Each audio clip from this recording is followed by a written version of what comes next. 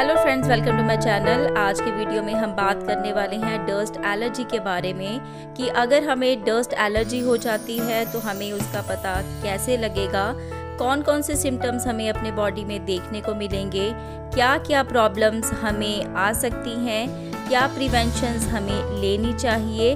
अगर dust allergy हो गई है तो किन किन चीज़ों का हमें ध्यान रखना चाहिए, क्या क्या हमें खाना चाहिए, क्या चीज़ें हम पी सकते हैं और डस्ट एलर्जी से हम कैसे बच सकते हैं। इन सभी चीज़ों के बारे में जानने के लिए आज के वीडियो में लास्ट तक ज़रूर बने रहें। डस्ट एलर्जी जिन लोगों में हो जाती है तो उन लोगों में कौन कौन से ऐसे सिम्टम्स हैं जो हम देखते हैं और वो विजिबली दिख जाते हैं। उन्हें छींक बार बार आती है, रनिंग नोज़ होता है, आइज़ में उनको इचिंग होती है, बार बार अपनी आइज़ को रब करते हैं, उनकी आइज़ से पानी आता है, खांसी होती है उन्हें बहुत ज़्यादा, गले में खराश होती है और जैसे कई दूसरे सिम्टम्स हो सकते हैं। कुछ लोगों को ब्रीदिंग प्रॉब्लम भी हो सकती है। सभी में सिम्टम्स एक जैसे नहीं होते हैं, थोड़े बहुत सिम्टम्स कम ज़्यादा हो सकते हैं। कुछ लोगों की बॉडी में इचिंग बहुत ज़्यादा होती है, सांस लेने में प्रॉब्लम आती है। डस्ट एलर्जी से बचने के लिए हमें कौन कौन सी प्रिवेंशन लेनी चाहिए। एलर्जन प्रूफ बेड कवर्स का अगर हम यूज़ करेंगे तो हमें डस्ट एलर्जी नहीं होगी, हम अपने आप को बचा सकते हैं उससे, क्योंकि कवर्स को हम वॉश कर सकते हैं, मैट्रेस को वॉश नहीं कर सकते। तो रेगुलरली अगर हम डस्ट को अपने पास नहीं रहने देंगे तो एलर्जी से भी हम बच जाएंगे। वॉश करना है हमें अपनी बेडिंग को वीकली। अपने रूम में ह्यूमिडिटी को कम से कम रखें, प्रॉपर वेंटिलेशन आपके रूम में होना चाहिए। जो भी आपकी चीज़ें होती हैं उसको सन एक्सपोजर ज़रूर होना चाहिए, सन में उसे रखें। वॉशेबल स्टफ़ टॉयज़ का आप यूज़ करें अपने घर में। जो भी आपने अपने घर में मैक्सिमम बिलोंगिंग्स रखी हैं अपने बेडरूम में, तो आप उन चीज़ों को प्रॉपरली धूप में ज़रूर सुखाएं ताकि जो भी उसमें बैक्टीरिया है वो किल हो जाए।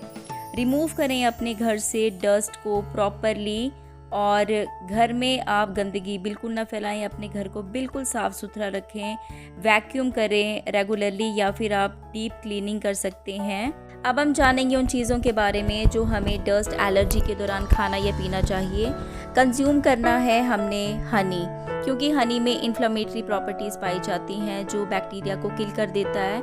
अगर आपको लोकल हनी मिल जाए तो वो ज़्यादा बेटर ऑप्शन है, अदरवाइज़ जो मार्केट में अवेलेबल है आप उसे ले सकते हैं। 1 स्पून आपको हनी का लेना है। जब आप इसे खाएंगे तो आपको इंस्टेंट रिलीफ मिलेगा स्नीजिंग और कफिंग में। प्रोबायोटिक का इंटेक हमें करना है, क्योंकि जो एलर्जी कॉज हो जाती है जिसकी वजह से इम्बैलेंस हो जाता है हमारा इम्यून सिस्टम, उसकी वजह से हमारी बॉडी एकदम से रिएक्ट करती है स्ट्रांगली टू स्टिमुलस। कंज्यूम करना है हमें इनफ बेनिफिशियल बैक्टीरिया जो बैलेंस करे हमारे गट बैक्टीरिया को और रिलीव करे हमें एलर्जी से।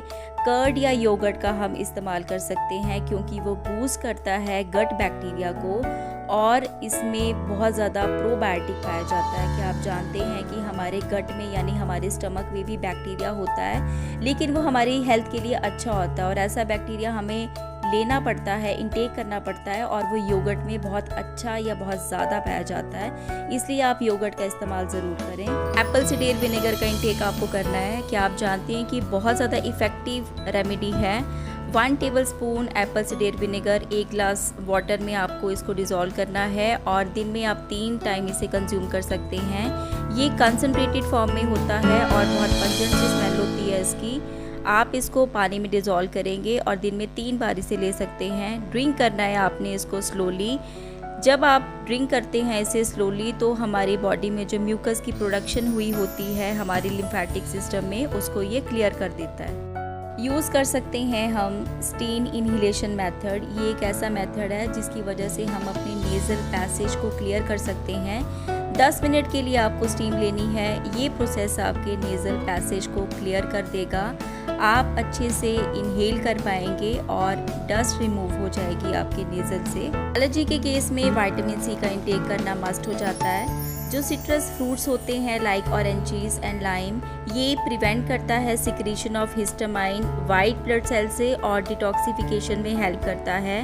नेज़ल सिक्रीशन को कम करने में भी ये बहुत ज़्यादा हेल्पफुल है और हमारी जो ब्लॉकेज हो जाती है उसमें भी ये प्रिवेंशन का काम करता है। अब हम ऐसी 5 होम रेमेडीज़ के बारे में जान लेते हैं जो बहुत ही ज़्यादा इफ़ेक्टिव हैं। हर्बल टी का आप इस्तेमाल कर सकते हैं। सिप सिप करके आपको इसको पीना है। जिंजर और सिनेमन टी ये हो सकती है क्योंकि एंटी इन्फ्लेमेटरी प्रॉपर्टीज़ और एंटी एनर्जेटिक प्रॉपर्टीज़ इसमें पाई जाती हैं।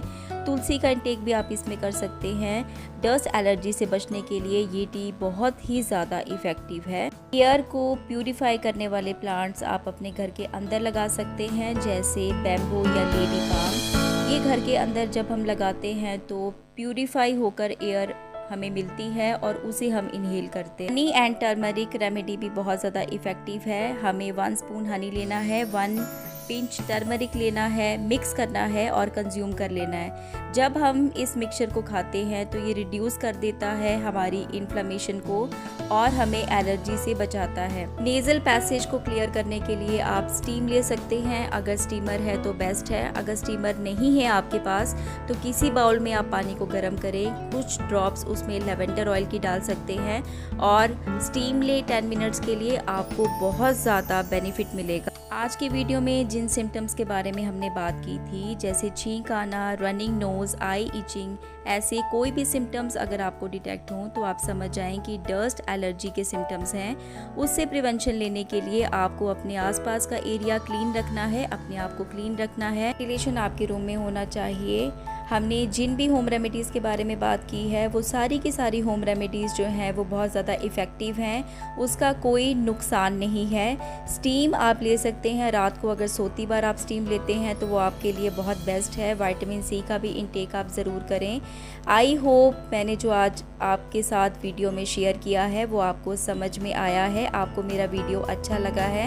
अगर आपको मेरा वीडियो थोड़ा सा भी पसंद आया है तो मेरे चैनल को सब्सक्राइब करें, वीडियो को शेयर करें और मेरे वीडियो में ऐसे ही बने रहें। मिलती हूँ आपसे एक नेक्स्ट वीडियो।